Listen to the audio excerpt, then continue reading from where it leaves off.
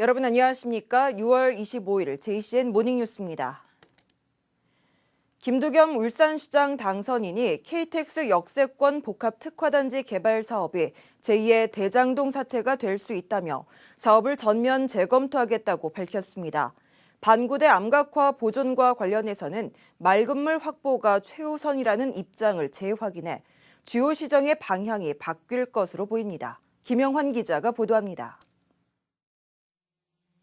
울주군 삼남읍 신아리 일대에 추진되는 KTX 역세권 복합특화단지 개발, 153만 제곱미터 부지에 산업단지와 11,000세대의 공동주택을 조성하는 사업입니다.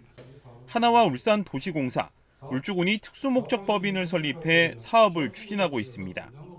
인수위원회와 현장을 방문한 김두겸 울산시장 당선인은 사업을 전면 재검토하겠다고 밝혔습니다. 여러 문제점에 대한 의혹들이 있다며 제2의 대장동 특혜 시비가 발생할 우려가 있는 만큼 면밀하게 들여다보겠다고 말했습니다. 이게 지금 잘못하면 특혜라. 대장동, 제2의 대장 될 수도 있어요. 일단 근본적으로 이 사업 자체를 내가 재검토 한번 해보고 하겠다는 거야. 하나그룹이 전체 사업 면적의 53% 부지를 갖고 있고 나머지는 일반 지주들이 소유하고 있으며 보상 문제와 관련해 지주들이 반발하고 있는 구역입니다. 현재 실시계획 인가가 진행 중이며 당초 계획대로라면 올해 말부터 문화재 발굴 조사에 착수할 예정이었지만 사업의 일시 중단이 불가피하게 됐습니다.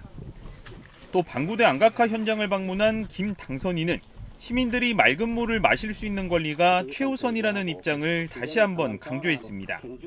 운문댐 물을 언제부터 얼마나 주겠다는 명확한 근거가 없는 상황에서 사연댐의 수위를 낮출 수 없다며 정부의 빠른 결단을 촉구했습니다. 언제 주겠다, 몇 톤 주겠다. 그러니까 그 얘기는 아예 없는 얘기야, 없는 얘기. 내가 해상문리하고 똑같은 얘기라. 이 등재도 돼야 되고 물도 확보해야 되니까 아주 모호하게 갈 수밖에 없어요. 그게 가장 빠른 길이라. 김 당선인이 반구대 암각화 보존과 맑은 물 동시 확보, 그리고 KTX 역세권 복합특화단지 개발 등 민선 7기 송초로 시장 체제에서 진행되어 온 주요 정책들에 대해 잇따라 제동을 걸고 나서면서 향후 사업들이 어떻게 추진될지 관심이 모아지고 있습니다. JCN 뉴스 김용환입니다. 윤석열 대통령의 울산 지역 대선 공약인 국립산업기술박물관 건립 사업이 사업 규모를 수정해서 추진하는 방안이 검토될 전망입니다.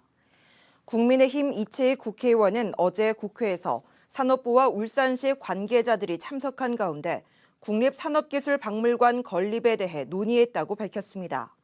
이날 간담회에서 산업부와 울산시는 최근 발표된 새 정부의 경제정책 방향에서 예비 타당성 대상 기준을 기존 500억 원에서 1,000억 원으로 상향하기로 한 만큼 사업 규모를 수정해 예타를 거치지 않는 방안을 검토하기로 했습니다. 김영길 중구청장 당선인은 어제 서울 신세계 본사를 방문해 조속한 사업 시행과 해결 방안을 논의했습니다. 김 당선인은 어제 당선 후 신세계 측과 첫 상견례를 갖고 혁신도시 정주 여건 개선과 지역 균형 발전을 위해 신세계 부지 개발 사업이 성사돼야 한다며 조속한 개발이 될 수 있도록 적극적인 협조를 요청했습니다. 이에 대해 신세계 측은 울산 시민과 중구민의 마음을 깊이 새겨 지역 상권 활성화와 대기업의 사회적 책임을 위해서라도 하루빨리 개발될 수 있도록 최선을 다하겠다고 밝혔습니다. 제8대 울산시의회 의정 활동이 시민들에게 공개됩니다. 이는 행안부의 지방의회 의정활동 정보공개 지침 마련에 따른 후속 조치로 앞으로 울산시 의원들의 의정비 심의위원회 결과와 업무 추진비 집행 현황, 회의 출석률 등 3개 분야 23건의 정보가 시민들에게 모두 공개됩니다. 시의회 사무국은 제8대 울산시의회 홈페이지 개편 과정에서 의정활동 정보공개 메뉴를 신설하고 올 연말까지 시범 운영을 거친 뒤 내년부터 본격 운영할 계획이라고 밝혔습니다. 울산을 포함한 전국의 모든 대규모 하수 처리장에서 필로폰 등 불법 마약류 성분이 검출된 것으로 나타났습니다. 식품의약품안전처가 지난해 4월부터 올해 4월까지 1년간 전국 대규모 하수 처리장 27곳을 대상으로 불법 마약류 사용 실태를 조사한 결과 모든 하수 처리장에서 필로폰이 검출됐으며 엑스터시는 21곳에서, 암페타민은 17곳, 코카인은 4곳에서 나왔습니다.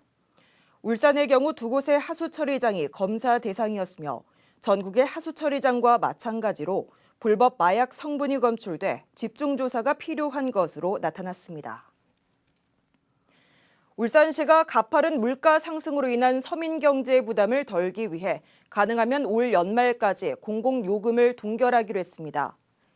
시는 어제 한국은행과 울산상공회의소, 소비자단체 등과 민관합동 물가안정 TF 첫 실무회의를 열고 연말까지 공공요금 동결 기조를 유지하기로 의견을 모았습니다. 이에 따라 시내버스와 택시 요금을 올 연말까지 동결하고 최근 10년간 요금 동결로 인상 압박이 가장 큰 상수도 요금의 인상 시기도 내년으로 조정하는 동시에 소상공인과 취약계층의 공공요금의 납부유예도 연장할 방침입니다. 한편 회의에 참석한 소비자단체는 한시적으로 울산페이 한도를 상향하고 휴양지 바가지 요금 근절 대책을 마련해달라고 요구했습니다. 울산의 골프 꿈나무들이 지역 골프장들의 외면으로 다른 지역으로 연고를 옮기는 현상이 가속화되고 있습니다. 일부 선수들은 지원 혜택이 있는 다른 지역 골프장으로 가서 연습과 라운딩을 하는가 하면 아예 전학까지 가는 경우도 있다고 합니다. 떠나는 학생들을 붙잡기 위해서 울산시 골프협회가 사태 해결에 나섰습니다. 보도에 박정필 기자입니다. 언양의 한 골프 연습장에서 4명의 학생 선수가 연습 중입니다. 실전 감각 유지를 위해 골프장에서 연습 라운딩을 해야 하지만 하루 일과 대부분을 연습장에서만 훈련을 하고 있습니다. 지역 골프장은 학생 선수에 대한 지원 혜택이 없어 경제적 부담으로 자주 이용할 수 없기 때문입니다. 일부 선수들은 지원을 받을 수 있는 경주 등 타 지역에서 연습하며 불편함을 감수하고 있는 실정입니다. 이제 울산 지역 내의 골프장에서는 어떤 혜택이 없기 때문에 어쩔 수 없이 울산시 외 지역으로 이렇게 훈련을 하고 있는 실정인데, 그 골프장에서 어떤 혜택을 주어서 한번 사용을 할 수 있는, 일반인이 할 수 있는 비용으로 3-4번 정도는 충분히 훈련이 가능한데 그런 혜택들이 없으니까 여기에서 비용 문제나 시간적인 문제 때문에 이렇게 큰 훈련하는데 큰 어려움이 있습니다. 심지어 경제적 부담을 줄이기 위해 타 지역으로 전학까지 가고 있습니다. 울산과 달리 전국 10여 개 시도 골프장에선 그린피를 면제해주는 등 학생 선수 육성에 집중하고 있습니다. 특히 대구와 경북에선 전국체전과 소년체전 출전 선수 등에게는 나인홀 상시 무료 라운딩 혜택을 주며 선수들 경기력 향상에 도움을 주고 있습니다. 지역 선수들, 우수 선수들 육성하는데 이제 기여하는 거죠. 모든 선수가 저 경기권, 서울권으로 몰리는 경향이 있는데 지역 유출을 막기 위해서 협회 차원과 그다음에 골프장 측면에서 그 학생들을 좀 더 우리 지역 선수들을 좀 더 기르고 좀 보호하자는 측면이 강한 것 같습니다. 울산 지역엔 웅촌 울산 CC와 삼동 보라 CC, 강동 베이스타즈 CC와 서생 더골프 CC 등 4곳의 골프장이 있지만 학생 선수 지원은 전무한 상태입니다. 2곳의 골프장에서 23,000원의 면세만 적용될 뿐 그린피나 카트비 등 다른 지원은 찾아볼 수 없습니다. 울산시 골프협회가 이런 사태 해결을 위해 두 팔을 걷어붙였습니다.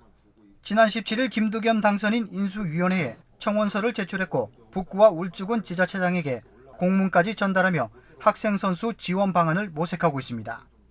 학생 선수들만이라도 그린피를 조금 더 할인을 해서 한두 번 하는 연습을 4-5번 할 수 있으면 이 친구들이 더 발전되는 경기력이 나오지 않을까, 이런 취지고, 학부모들 부담이 너무 많으니까 그 부분에 대해서 골프장 관계자들이 조금 협조를 해주셨으면. 타 시도에선 영업 손실도 감수하며 골프 꿈나무 육성에 집중하고 있는 반면 울산 지역 골프장은 실속만 채우고 있는 상황.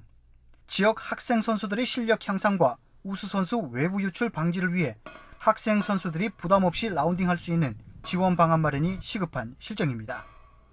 JC 뉴스 박정필입니다.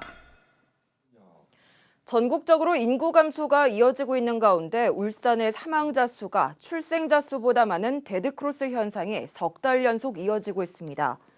뿐만 아니라 78개월째 전입보다 전출이 더 많은 탈울산 현상이 이어져 인구 절벽 현상이 가속화되고 있습니다.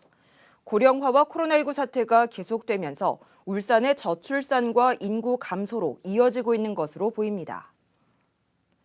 현대중공업그룹 조선 3사 노조가 올해 임금과 단체 협약 공동 요구안을 확정했습니다.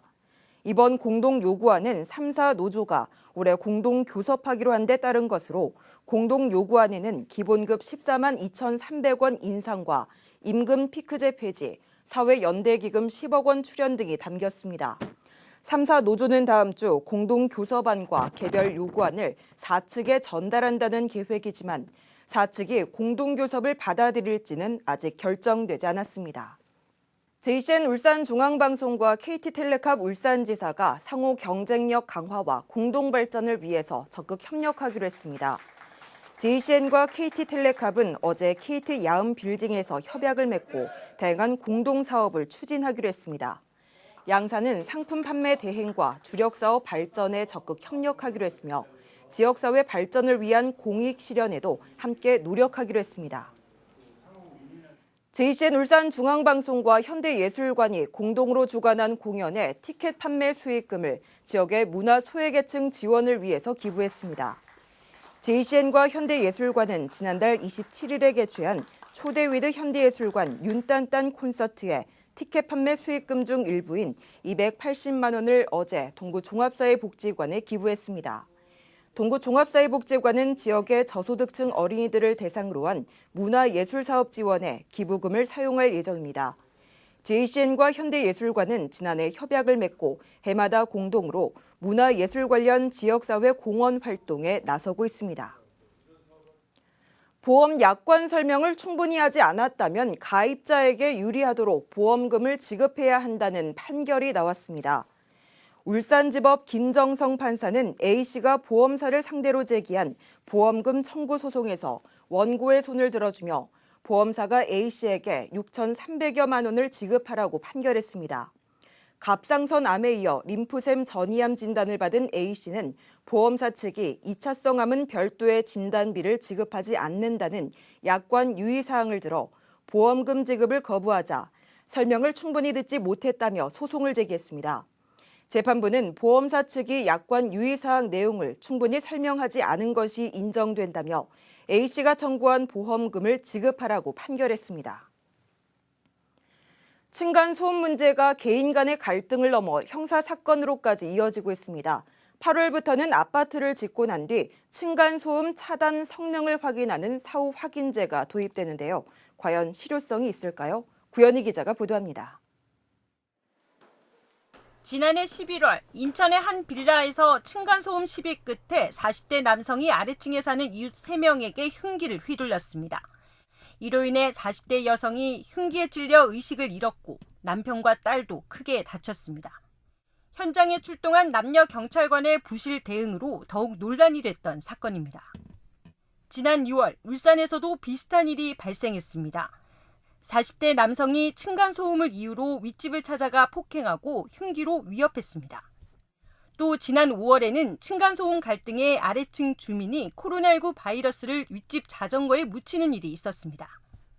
특히 코로나19로 집에 머무르는 시간이 늘어나면서 층간소음 피해 건수가 크게 늘었습니다. 층간소음 갈등이 해마다 크게 늘고 있지만 뾰족한 대책은 없는 실정입니다. 개인 간에 일어나는 층간소음 문제를 형사처벌하기도 쉽지 않다 보니 지자체나 관계기관의 도움을 요청하는 수준입니다.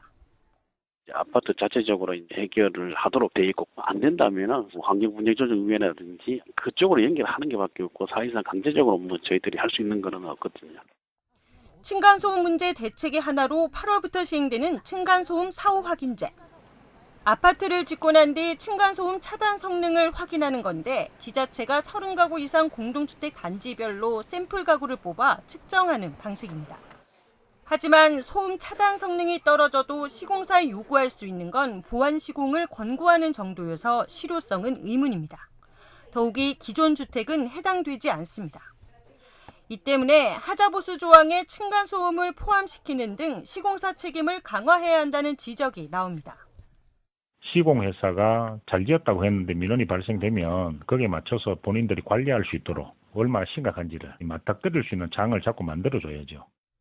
또 각 공동주택 층간소음관리위원회가 재기능을 할 수 있도록 인력과 예산 지원의 필요성도 제기됩니다. 개인의 문제를 넘어 사회적 문제가 되고 있는 층간소음 문제 해결을 위해 각계각층이 역량을 모아야 할 때입니다. JCN 뉴스 구연입니다. 어제 낮 12시 10분쯤 남구의 한 아파트 옥상에서 자살을 기도하던 여고생을 경찰이 구조했습니다. 신고를 받고 출동한 신정지구대는 아파트 옥상 난간에서 울고 있는 여고생을 발견하고 전화통화로 안정시킨 뒤 설득을 통해 구조해 가족에게 무사히 인계했습니다. 울산 산업단지 복합문화센터 건립사업이 산업통상자원부에 2022년 산업단지 환경조성 공모사업에 선정됐습니다. 이에 따라 울산시는 국비 등 50억 원을 투입해 미포 온산 산업단지 내 지상 3층 규모의 복합문화센터를 건립할 계획입니다. 복합문화센터는 문화예술 작품관과 휴게공간, 미디어존과 운동시설 등 근로자와 시민을 위한 맞춤형 시설이 들어설 예정입니다. 남구 여성자원봉사회는 어제 저소득층 100가구에 밑반찬 나누기 봉사활동을 실시했습니다. 어제 행사에서는 김치와 양념 불고기 등의 밑반찬을 준비해 관내 저소득층을 직접 방문해 전달했습니다. 여성자원봉사회는 회원들이 함께 만든 밑반찬으로 이웃들의 식탁이 풍성해지고 마음의 위안이 되길 바란다고 전했습니다. 북구 문화쉼터 몽돌의 6월 인문학 특강이 오는 29일 별빛 반딧불이 복원회 김강수 회장의 강의로 열립니다. 이번 특강은 반딧불이 복원에 앞장서온 김 회장이 반딧불이의 한살이를 주제로 환경보호의 중요성을 알릴 예정입니다. 김 회장은 울산 들꽃학습원 식물해설사와 반딧불이 증식 연구원으로 활동한 바 있으며 현재는 별빛 반딧불이 복원연구회 회장을 맡고 있습니다. JCN 모닝뉴스를 마칩니다. 함께해 주신 여러분 고맙습니다.